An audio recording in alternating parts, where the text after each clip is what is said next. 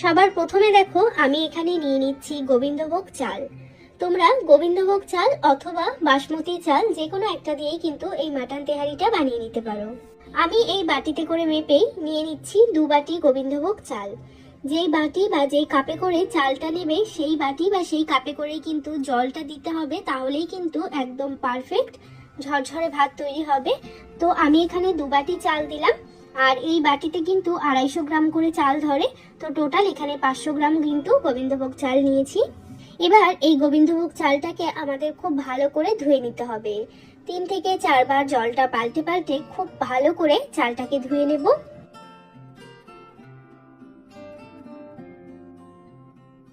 চালটাকে ভালো করে ধুয়ে নিয়ে এইভাবে একটা ছাঁকনির মধ্যে করে চালটাকে রেখে দিতে হবে, যাতে চালের এক্সট্রা জলটা বেরিয়ে যায়। আর যতক্ষণে আমরা মাটনটা রান্না করব ততক্ষণে চালের মধ্যে থেকে সমস্ত জলটাই বেরিয়ে যাবে। এবার মাটন তেহারি বানানোর জন্য আমি এখানে একটা স্পেশাল মশলা তৈরি করে নেব। তার জন্য এখানে আমি নিয়েছি 1/2 চামচ কালো গোলমরিচ, 1/2 চামচ মতো নিয়েছি সাদা গোলমরিচ, একটা নিয়েছি জয়িত্রীর ফুল, আর এখানে নিয়েছি একটা জায়ফলে 4 ভাগের 1 ভাগের একটা অংশ, নিয়েছি 2টো দারচিনির টুকরো, আর নিয়েছি 5টা মতো এলাচ। এই সমস্ত গোটা গরম মশলাগুলোকে আমাদের কাঁচাই কিন্তু গুঁড়ো করে নিতে হবে। এই মশলাগুলোকে ভেজে গুঁড়ো করার প্রয়োজন নেই, কাঁচাই এইভাবে মিক্সিতে দিয়ে আমি খুব ভালো করে একটা ফাইন পাউডার বানিয়ে নিচ্ছি। চাইলে তোমরা এটাকে জল দিয়েও কিন্তু বেটে নিতে পারো। এখানে আমাদের স্পেশাল তেহারির মশলা কিন্তু একদম রেডি হয়ে গেছে। এবার এটাকে একটা এয়ারটাইট কন্টেনারের মধ্যে করে রাখতে হবে, যাতে এই মশলার যে সুন্দর একটা সুগন্ধ রয়েছে সেটা যাতে বেরিয়ে না যায়। এবার আমরা রান্নাটা শুরু করব। তার জন্য কড়াইয়ের মধ্যে দিয়ে দিচ্ছি 3 থেকে 4 টেবিল চামচ পরিমাণে সর্ষের তেল। এই তেহারি রান্নাটা কিন্তু পুরোপুরি সর্ষের তেলেই করতে হয়। তো তেলটা ভালো করে গরম করে নেওয়ার পর এবার দিয়ে দিচ্ছি 3-4টে মতো ফাটিয়ে নেওয়া এলাচ, একটা দিয়ে দিলাম দারচিনির টুকরো, আর দিয়ে দিচ্ছি 2টো তেজপাতা। ফোড়নটাকে কয়েক সেকেন্ড নাড়াচাড়া করে নিলাম। এবার এর মধ্যে আমি দিয়ে দিচ্ছি 2টো বেশ বড় সাইজের পেঁয়াজ কুচি। পেঁয়াজটাকে আমাদের খুব ভালো করে ভেজে নিতে হবে।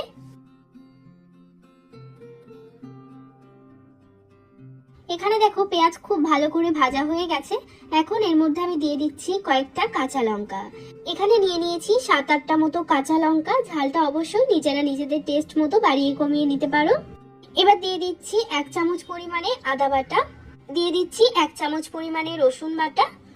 এবার আদা আর রসুনটাকে এই পেঁয়াজের সাথে খুব ভালো করে নেড়ে চেড়ে একটু মিশিয়ে নিতে হবে।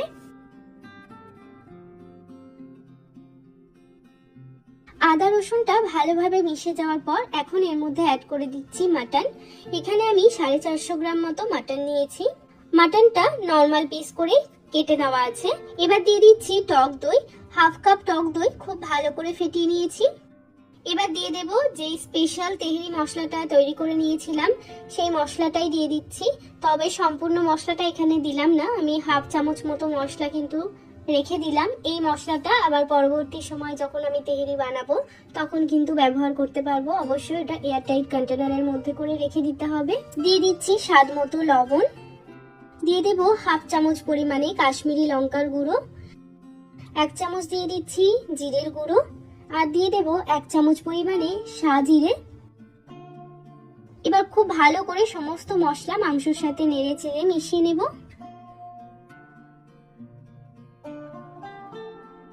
এখন গ্যাসের ফ্লেমটা একদম লোতে রেখে এটাকে 15 থেকে 20 মিনিটের জন্য ঢাকা লাগিয়ে রেখে দিতে হবে। 15-20 মিনিট পর আমি একবার ঢাকাটা সরিয়ে নিচ্ছি। তো দেখো মাটনের থেকে কতটা পরিমাণে জল বেরিয়েছে। যেহেতু দই দেওয়া রয়েছে তাই জন্য অনেকটাই কিন্তু জল এখান থেকে বেরিয়েছে। এখন মাটনটাকে একবার ভালো করে নেড়ে চেড়ে নিচ্ছি। আবারও ঢাকা দিয়ে 10 মিনিটের জন্য লো টু মিডিয়াম ফ্লেমে রেখে দেব। 10 মিনিট পর ঢাকাটা সরিয়ে নিচ্ছি। এখন দেখো মাংসের যে অনেকটা জল বেরিয়েছিল সেটা কিন্তু প্রায় শুকিয়ে এসছে। তবে সম্পূর্ণ জলটা শুকানো পর্যন্ত মাংসটাকে আবারও কিছুক্ষণ কষিয়ে নেব। মাটন যেহেতু রান্না করতে বেশ কিছুক্ষণ সময় লাগে, তাই জন্য মাটনটা রান্না করার সময় গ্যাসের ফ্লেমটা একটু কম করে দিয়ে একটু সময় নিয়ে মাটনটাকে রান্না করতে হবে। আর চাইলে কিন্তু তোমরা এটা প্রেসার কুকারেও সেদ্ধ করে নিতে পারো। এদিকে দেখো মাটনটা আরো 10 থেকে 15 মিনিট মতো ভালো করে কষিয়ে নিয়েছি। এখন মাটনের যে জলটা বেরিয়েছিল সেটা কিন্তু সম্পূর্ণ শুকিয়ে গেছে, আর মাটনের কিন্তু জলটা শুকিয়ে তেলটাও আলাদা হয়ে গেছে। ঠিক এতক্ষণ পর্যন্ত কিন্তু মাংসটাকে খুব ভালো করে কষিয়ে নিতে হবে। এখন এর মধ্যে দিয়ে দিচ্ছি জল, তবে এই সময় কিন্তু একদম ফুটন্ত গরম জলটাই দিতে হবে। ঠান্ডা জল দিলে কিন্তু মাংসটা সেদ্ধ হতে আরো অনেক সময় লেগে যাবে। 1 বাটি মতো আমি জল এখানে দিয়ে দিলাম। মাংসটা সেদ্ধ হতে যতটা জলের প্রয়োজন ততটাই দিতে হবে, মাংসের মধ্যে যেন অতিরিক্ত গ্রেভি না থাকে। এখন দিয়ে দিচ্ছি 1 চামচ পরিমাণে কেওড়া জল। এবার খুব ভালো করে আবারও নেড়েচেড়ে একটু মিশিয়ে নিয়ে ঢাকা লাগিয়ে আরো কিছুক্ষণ রেখে দিতে হবে, যতক্ষণ না মাংসটা পুরোপুরি সেদ্ধ হচ্ছে। তো বেশ কিছুক্ষণ সময়ের জন্য এটাকে ঢাকা দিয়ে রেখেছিলাম, এখন ঢাকাটা সরিয়ে নিচ্ছি।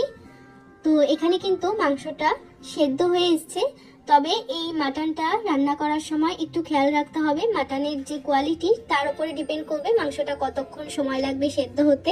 এখানে মাংসটা আমার সেদ্ধ হতে মোটামুটি 1 ঘন্টার সময় লেগে গেছে। মাংস সেদ্ধ হয়ে গেছে এবং মাংসর যে গ্রেভিটা সেটাও কিন্তু একদম শুকিয়ে গেছে। এখন যেটা করব সেটা হচ্ছে মাংসগুলোকে এই গ্রেভির থেকে তুলে নেব।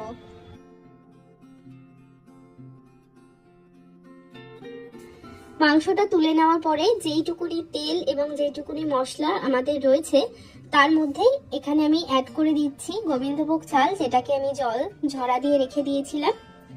চালটাকে দেওয়ার পরে নেড়ে চেড়ে এই মশলার সাথে বেশ কিছুক্ষণ সময় নিয়ে ভেজে নেব।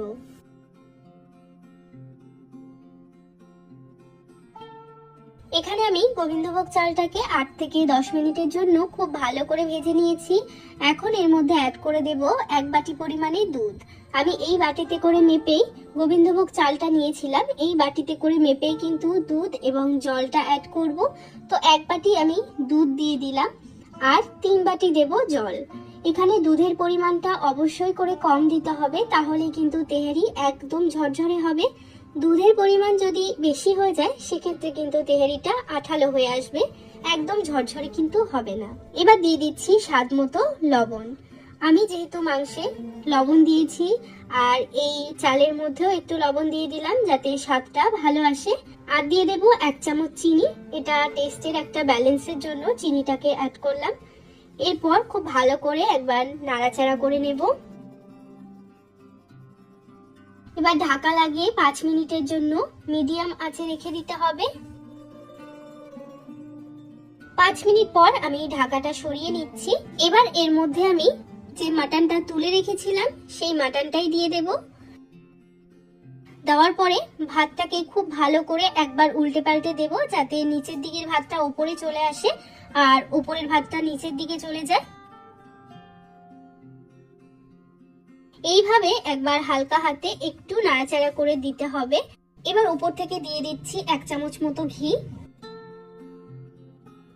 ঘিটা দেওয়ার পর আমি উপর থেকে ঢাকা লাগিয়ে দেব এবং গ্যাসের ফ্লেমটা একদম লোতে করে দিয়ে 10 থেকে 15 মিনিটের জন্য এটাকে রান্না হতে দিতে হবে।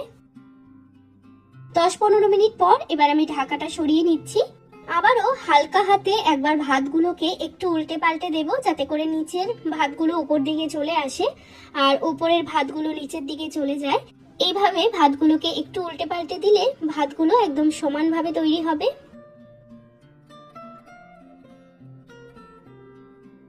আবারও ঢাকা দিয়ে 5 মিনিটের জন্য রেখে দেব, যাতে করে আমাদের ভাতগুলো একদম পারফেক্ট তৈরি হয়। 5 মিনিট পর এবার আমি ঢাকাটা সরিয়ে নিচ্ছি। তো ভাতটাকে একবার হালকা হাতে একটু নাড়াচাড়া করে ভাতটাকে এখনই চেক করে নিতে হবে যে ভাতটা প্রপারলি হয়েছে কিনা। একটা ভাত এইরকম ভাবে প্রেস করেই দেখে নিতে পারো যে ভাতটা ঠিকঠাক হয়েছে কিনা। যদি ভাতটা ঠিকঠাক হয়ে যায় তাহলে কিন্তু গ্যাসটাকে অফ করে দিতে হবে। যদিও গোবিন্দভোগ চাল, ভাতটা হতে কিন্তু খুব একটা বেশি সময় লাগবে না। এখন আমি গ্যাসটাকে অফ করে দেব এবং আরো 5 মিনিটের জন্য আমি এইভাবেই এটাকে স্টিমে রেখে দেব, যাতে করে ভেতরে যে গরম ভাবটা রয়েছে তাতে আরেকটুখানি ভাতটা আমাদের তৈরি হয়ে যায়। তো এখানে আমাদের একদম পারফেক্ট মাটন তেহারি কিন্তু রেডি হয়ে গেছে। বিরিয়ানির মতো দেখতে হলেও এটা বিরিয়ানির থেকে সম্পূর্ণ আলাদা হয় খেতে, অবশ্যই তোমরা এইরকম ভাবে একবার মাটন তেহেরি তৈরি করে দেখো, বাড়ির সকলে ভীষণ পছন্দ করবে। আর এটা বানানো কিন্তু বেশ সহজ। রেসিপিটা কেমন লাগলো সেটা কিন্তু অবশ্যই একটা লাইক বা কমেন্ট করে জানাবে। আর আজকের ভিডিওটা যদি তোমাদের ভালো লেগে থাকে তাহলে কিন্তু চ্যানেলটিকে সাবস্ক্রাইব করতে একদমই ভুলবে না।